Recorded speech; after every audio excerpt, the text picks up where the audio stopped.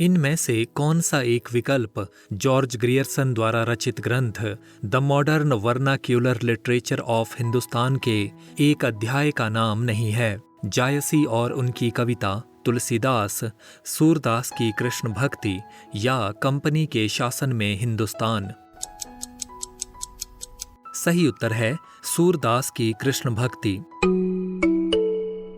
George Abraham Grierson द्वारा रचित the modern vernacular literature of Hindustan का प्रथम प्रकाशन सन 1888 में एशियाटिक सोसाइटी ऑफ बंगाल की पत्रिका के विशेषांक के रूप में हुआ था। इस ग्रंथ में कुल 11 अध्याय हैं और प्रत्येक अध्याय विशेष कालखंड अथवा प्रवृत्ति का सूचक है। इन अध्यायों के नाम इस प्रकार हैं: चारण काल 700 से 1300 ईस्वी, 15वीं शती का धार्मिक पुनर्जागरण, जायसी और उनकी कविता, ब्रज का कृष्ण संप्रदाय 1500 से 1600 ईस्वी, मुगल दरबार, तुलसीदास, रीति काव्य 1580 से 1682 ईस्वी, तुलसीदास के अन्य परवर्ती कवि 1600 से 1700 ईस्वी, 18वीं शताब्दी, कंपनी के शासन में हिंदुस्तान, महारानी विक्टोरिया के शासन में हिंदुस्तान।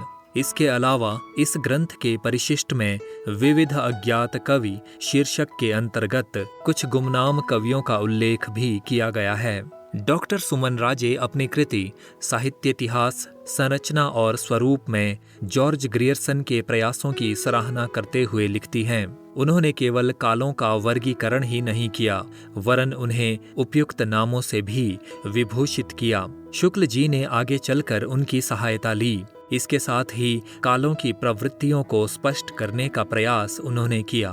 गणपति चंद्रगुप्त ग्रियर्सन के ग्रंथ को हिंदी साहित्य का पहला इतिहास होने का श्रेय देते हुए कहते हैं, जॉर्ज ए ग्रियर्सन द्वारा रचित the modern vernacular literature of Hindustan का प्रकाशन सन 1888 ईस्वी में हुआ, जो नाम से इतिहास न होते हुए भी सच्चे अर्थ में हिंदी साहित्य का पहला इतिहास कहा जा सकता है।